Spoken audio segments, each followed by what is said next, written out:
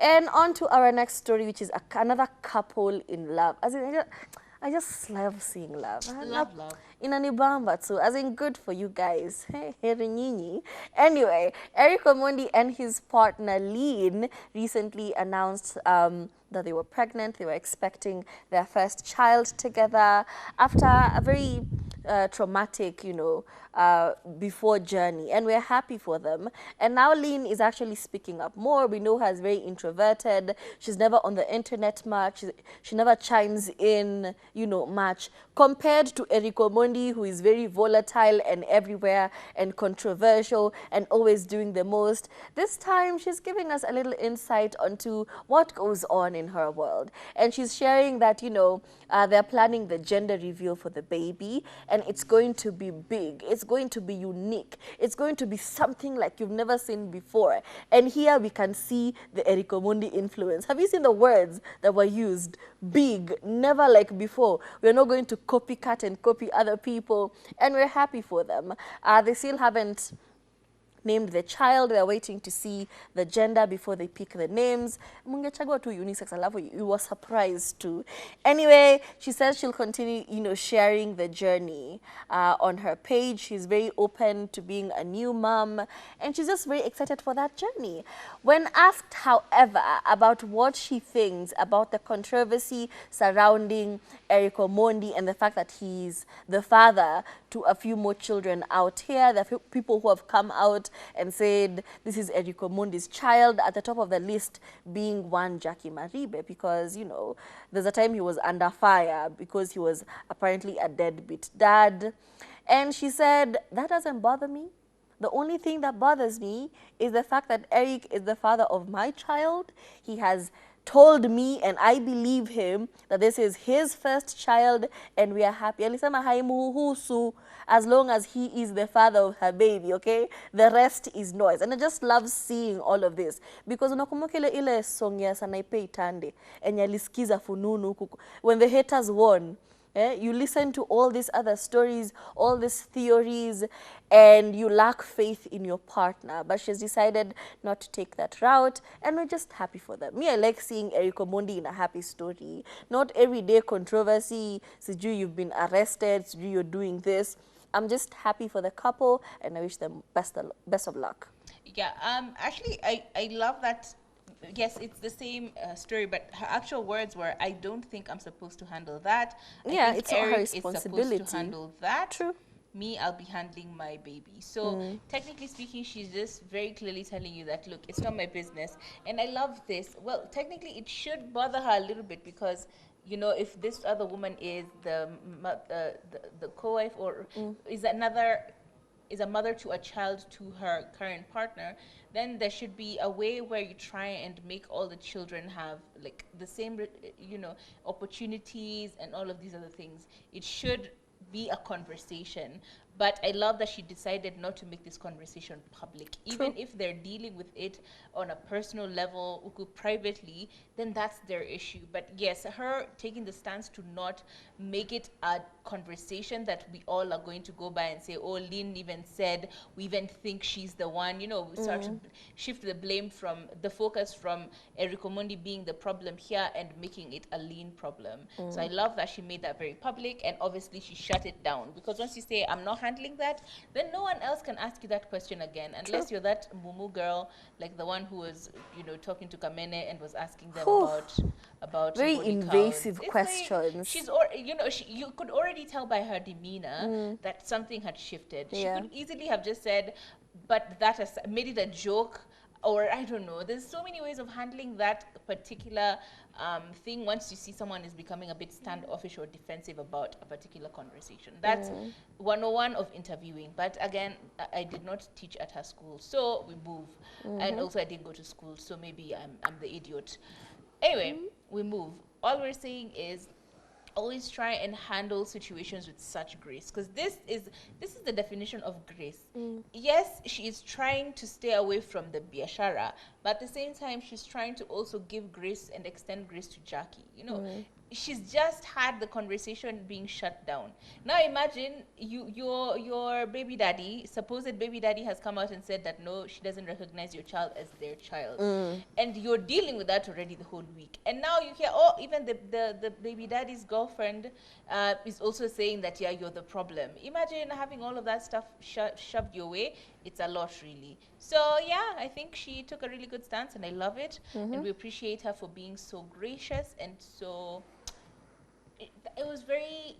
It was handled with such decorum. Yeah, You know, you maturely. like imagine if that was Eric Omondi's response.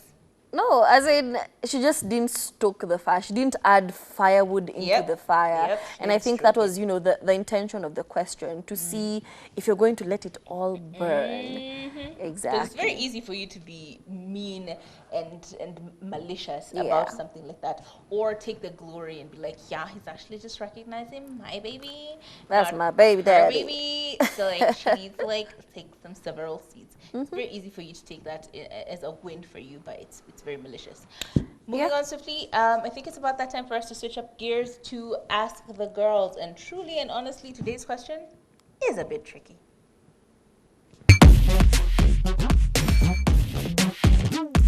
Ladies, we're on top. Hey, we're on top. Hey.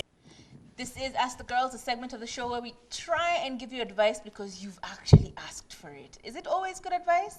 I would like to think so. I would really like to think so. But today I'm actually confused. So this is what they say. Hi ladies, looking good. I am Emma from Rungai, enjoying the show. I am 24 years old and I am currently dating. However, my boyfriend is not fulfilling my needs and I feel bad because I've tried to talk to him and he says I'm being too petty. Do I leave him or... What needs? That's the question. Question number one, what needs are these? Exactly. Because, What? wow, the spectrum of needs is Hey, a lot. it's If a it's lot. financial, it's a different conversation. If it is sexual, it's a different conversation. If it is emotional, it's a different conversation. Like, we really need to get to know what the root need is, or what the need it is that you are bringing out is, in order for us to know whether we are for you or against you, honey. Because in some cases, we should be for you, but in some cases, you really are being petty. So, I think for that reason, I'll just give a blanket statement. One, try and communicate your needs in a way that the other person understands them. If it is financial, try and explain it sometimes they're like, where unipatiangi pesa, kwani unakuangaje? Stuff like that. And yes, that does come off as petty, or it comes off as like what's the word? Enabled. It's a very enabler type vibe. Entitled. Entitlement, yes. It comes off as entitlement because really you haven't worked for that money and therefore you shouldn't be the one to decide how and where it is spent. Yeah. Number two, in addition to communicating your needs in a good tone or in a tone that is understood by the person, also try and also find a way to mitigate the now burning fire, which is he thinks you're being petty. Try and ask, in what way am I being petty? Or please try and explain how you're seeing this or how you're hearing me, because I really genuinely don't think I'm being petty. But if you feel like I am being petty, could you care to explain in which way I am being petty and how I can either work on it or how we can both get to an agreement that is suitable and sustainable for the both of us. And True. then ultimately, if the two of you can't work it out, then that's a different conversation. But for now, I feel like there's a communication issue, a miscommunication, actually, to be entirely honest. So find a way to bridge that communication barrier that is going on. And once you cross that bridge, then you will know whether it is something you can work with or whether it's something that you can't. But you Yeah. can't just jump gun and say, like, he says I'm petty, so I'm out. Have you communicated clearly, effectively? Talking to someone is not necessarily communicating to someone, right? Yeah. I think it just bubbles down to just that. Talk about it. Say, listen, babe, this is what I'm not satisfied with. If it's something they can fix, if it's something they can work on, if it's something the both of you can work on, and then both of you are happy, well and good. But if unaitisha gari, and even your boyfriend, hata yeye mwenyewe hana gari, lakini wewe unataka gari. So it's not something that can happen anytime soon. You figure out, are you going to wait until the both of you, just figure out, are you going to stick around until these needs can be fulfilled? Or are you going to say, to be the mature person, instead of dragging it out and always being resentful and always being unhappy? So you break up with this person. Just say, listen, this is what I want. These are my needs. They are not being fulfilled. So can we please let each other go? It's as simple as that. And even if you feel bad, imagine staying in the relationship for so long and being so resentful.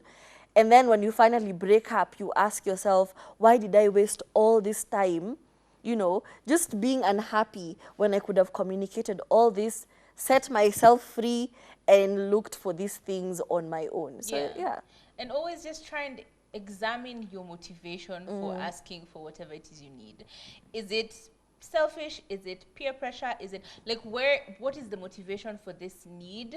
And if it's something that I can do myself, why am I not being able to do it myself? You know, like the word needs is so wide, the spectrum is so wide, we can't really break it down. And it's your boyfriend, not your father, you know. It is not your father. So if it's financial, don't put all this burden on someone else's son. Why can't you fulfill those financial needs for yourself, you know? Why are you putting pressure on someone else to do these things for you so that you feel loved in that relationship? That's just very manipulative and very toxic. Yeah, I think, again, just analyze your motivation. And also, because we're not clear on what your needs are, I wish you were a bit more clear. Is it financial? Is it emotional? Like, I wish you were a bit more clear. But given that, communication is always the communicating in a way they understand. Yeah, and in a tone that is more inquisitive than judgmental. Because but then I don't even like the way you do me. It's like, of course I'm going to jump on the defense. Like, what do you mean? You don't like, Connie, where have you been when I've been doing? You get, it's just the tone. Exactly. Yeah.